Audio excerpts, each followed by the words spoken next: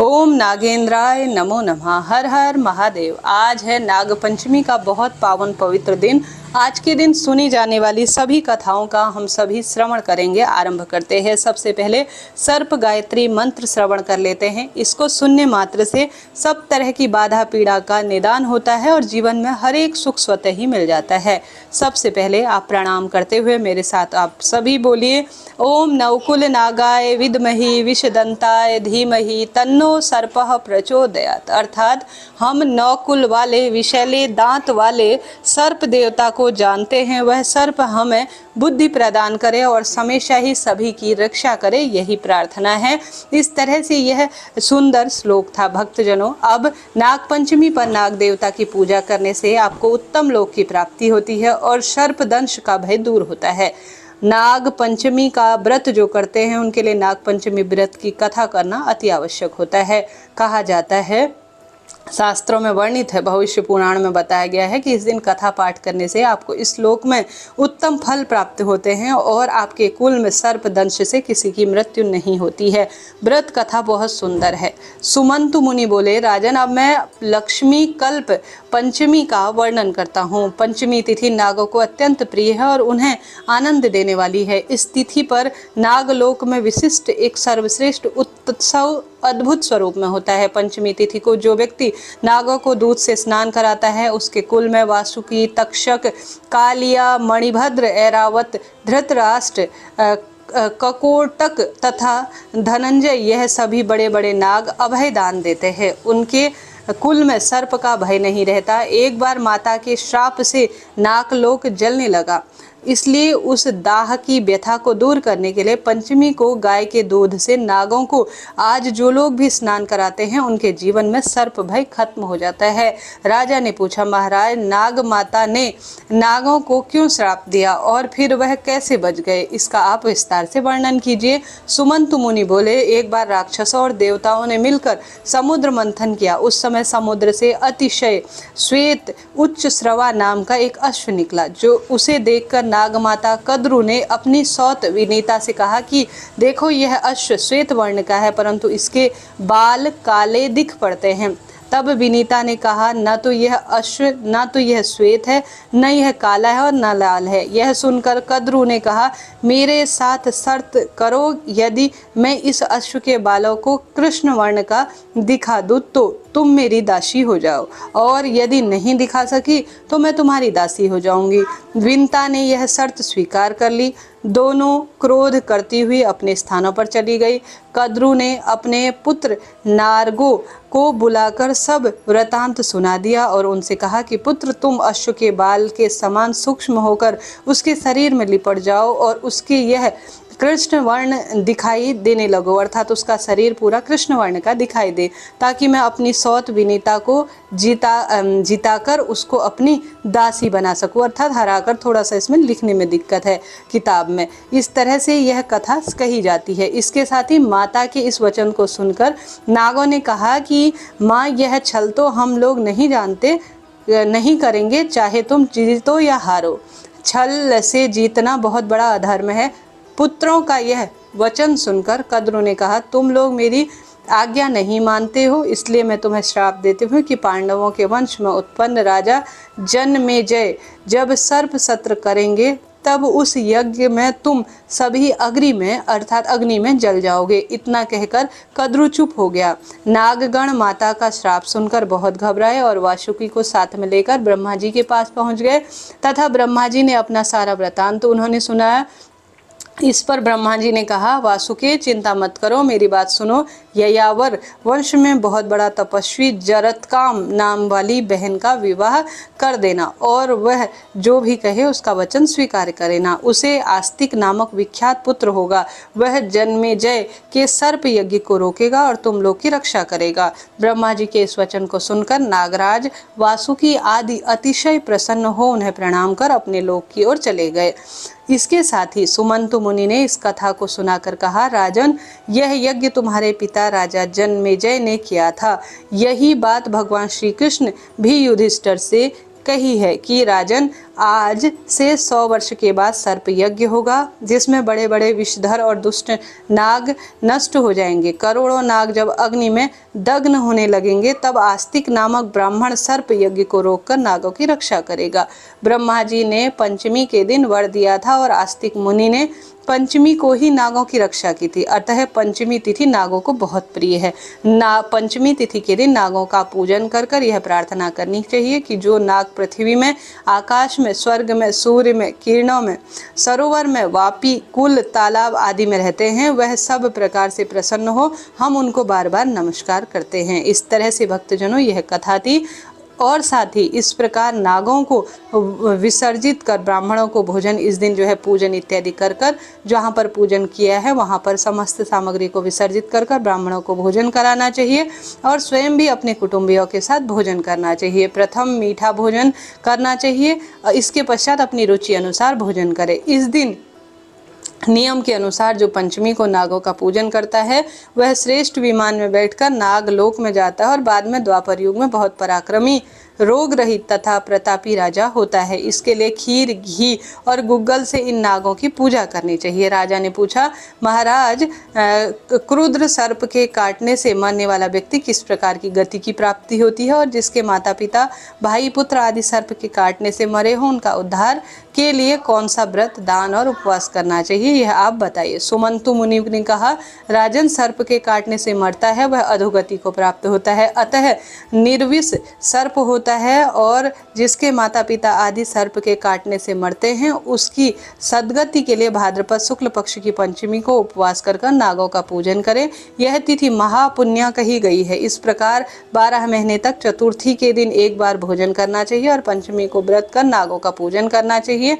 नाग पृथ्वी पर नागों का चित्र अंकित कर उसमें सोना, कांस्ट और मिट्टी का नाग बनाकर पंचमी के दिन करवीर, कमर, चमेली और पुष्प वगैरह जो भी मिल जाए इत्यादि, उनसे आप गंध पुष्प और विविध नैवेद्यों से उनकी विधि विधान से पूजा करें। खीर, घी, लड्डू उत्तम 5 ब्राह्मणों को आप भोजन कराकर पूर्ण पूजन का विधान करें।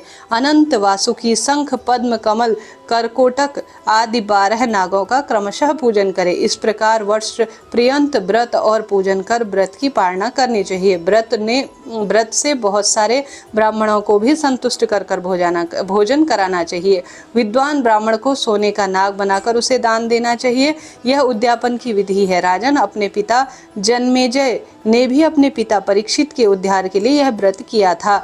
सोने का बहुत भारी नाग तथा अनेक गौ ब्राह्मणों को दान दी थी। ऐसा करने से वे पितृ ऋण से मुक्त हुए और परीक्षित भी उत्तम लोक को प्राप्त हुए। आप भी इस प्रकार सोने का नाग बनाकर उनकी पूजा कर उन्हें ब्राह्मणों को दान करें। इससे आप भी पितृ ऋण से मुक्त हो जाएंगे। हे राजन, जो भी इस नाग पंचमी व्रत को करेगा, सर्प के डसे जाने पर भी शुभ लोक को वह प्राप्त होगा, और जो व्यक्ति श्रद्धा पूर्वक इस कथा को सुनेगा उसके कुल में कभी भी सांप का भय नहीं होगा। इस पंचमी व्रत को करने से उत्तम लोक की प्राप्ति होती है। भक्तजनों, यह तो शास्त्रों में लिखित व्रत कथा थी जो मैंने आपको बताई। थोड़ा बहुत जो पढ़ने में दिक्कत होती है, इसका कारण यह है कि कई बार लेखन में, छापने में कुछ त्रुटियां हो जाती हैं, इस कारण से ही यह हो रहा है। तो आप, आशा है, उम्मीद है इस चीज़ को समझेंगे और मेरी भी बात को आप सुनेंगे। अब चलते हैं दूसरी कथा की ओर, जो कि अत्यंत शुभ और श्रेष्ठ। अब दूसरी कथा ये श्रवण कर लेते हैं। दूसरी कथा के अनुसार प्राचीन काल में एक सेठ जी थे जिनके 7 पुत्र थे और 7 के विवाह हो चुके थे। सबसे छोटे पुत्र की पत्नी श्रेष्ठ चरित्र की और सुशील थी, परंतु उसका भाई नहीं था। एक दिन उस घर की बड़ी बहू ने घर लीपने के लिए पीली मिट्टी लाने के लिए सभी बहुओं को साथ चलने के लिए कहा, तो सभी ने एक साथ डलिया और खुरपी लेकर मिट्टी खोदने के लिए सब निकल पड़ी। जब बहुएं मिट्टी खोद रही थी तो वहां एक सर्प निकला जिसे बड़ी बहू खुरपी से मारने लगी। यह देखकर छोटी बहू ने उसे रोका और कहा, इसे मत मारो, यह बेचारा निरपराध है। यह सुनकर बड़ी बहू ने उसे नहीं मारा और जब वह सांप जो है एक किनारे की ओर बैठ गया, तब छोटी बहू ने उससे कहा कि अभी लौट कर आते हैं, तुम यहाँ से मत जाना। इतना कहकर जब वह सबके साथ मिट्टी लेने के लिए चली गई और कामकाज में फंसकर सर्प से जो वादा किया था उसे भूल गई। उसे दूसरे दिन यह बात आई तो वह सबको साथ लेकर वहां पहुंच गई। सर्प अभी भी उसी स्थान पर बैठा हुआ था, जिसे देखकर छोटी बहू बोली, सर्प भैया नमस्कार। सर्प ने कहा, तू भैया कह चुकी है इसलिए तुझे छोड़ देता हूँ, नहीं तो झूठी बात कहने के कारण मैं तुझे अभी तक डस लेता। वह बोली, भैया मुझसे भूल हो गई, उसकी क्षमा मैं मांगती हूँ। तब सर्प बोला, अच्छा तू आज से मेरी बहन है और मैं तेरा भाई, तुझे मुझसे जो मांगना है मांग ले। वह बोली, मेरा कोई भाई नहीं है। नहीं, अच्छा तुम मेरे भाई बन जाओ। कुछ दिन बीत जाने पर वह सांप मनुष्य का रूप रखकर उसके घर आया, बोला कि मेरी बहन को भेज दो।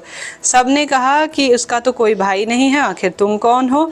वह बोला, मैं दूर के रिश्ते का इसका भाई हूँ, बचपन से ही बाहर रहता था। उसके विश्वास दिलाने पर परिवार ने लोगों ने छोटी को जो बहू थी उसे भेज दिया। उसने मार्ग में बताया कि वही सर्प हूँ, इसलिए तुझे डरना नहीं है और न तो मैं तुझे डसूंगा और न कोई हानि पहुंचाऊंगा, डरना मत। और वहाँ चलने में उसे कठिनाई हो वहाँ मेरी तो पूंछ पकड़ लेना, ऐसा उस सर्प ने कहा। छोटी बहू ने वैसा ही किया और इस प्रकार वह उसके घर पहुंच गई। सर्प के घर उसके धन ऐश्वर्य को देखकर वह डर गई। इस तरह से वह उसके घर में रहने लगी। एक दिन सर्प की माता ने उससे कहा, मैं एक काम से बाहर जा रही हूँ, तो अपने भाई को ठंडा दूध पिला देना।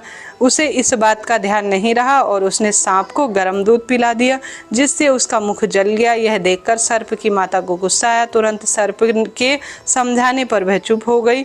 जब सर्प ने कहा कि मेरी बहन को अब उसके घर भेज देना चाहिए, तब सर्प और उसके पिता ने उसे बहुत सारा धन, सोना, चांदी, वस्त्र, जवाहरात आदि देकर विदा किया। इतना सारा धन देखकर बड़ी बहू उससे जलने लगी और कहने लगी कि तेरा भाई तो बड़ा धनवान है, तुझे तो उसने बहुत सारा धन दिया है और तुझे धन लाना चाहिए।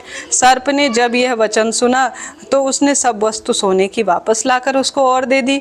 यह देखकर बड़ी बहू ने कहा, इन वस्तुओं को झाड़ने की झाड़ू भी तो सोने की होनी चाहिए। तब सर्प ने झाड़ू भी सोने की लाकर दे दी। सर्प ने छोटी बहू को हीरा मणिक का एक सुंदर हार लाकर दिया। इसकी प्रशंसा उस राज्य की रानी ने भी सुनी और वो राजा से बोली कि सेठ की छोटी बहू का हार मुझे चाहिए। राजा ने मंत्री को हुक्म दिया कि उससे वह हार तुरंत लाया जाए। मंत्री ने सेठ जी से जाकर कहा कि महारानी जी छोटी बहू का हार पहनेंगी और वह हमें दे दो। सेठ जी ने डर के कारण छोटी बहू का हार उन्हें दे दिया। छोटी बहू को इस बात का बहुत गुस्सा आया और वह बुरा मानने लगी। उसने अपने सांप भाई को याद किया और उससे प्रार्थना की कि भैया रानी से ही हार छीन कर लिया, तुम कुछ ऐसा करो कि जिससे कि वह रानी वो हार पहने और सांप बन जाए, और जब वह मुझे लौटा दे तब वह हीरे और मणिक का हो जाए। सर्प ने ठीक वैसा ही किया। जैसे ही रानी ने हार पहना वैसे ही सांप में वह बदल गया। यह देखकर रानी चीख पड़ी और डर गई।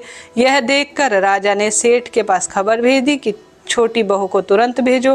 सेठ जी स्वयं छोटी बहू को लेकर दरबार में उपस्थित हो गए।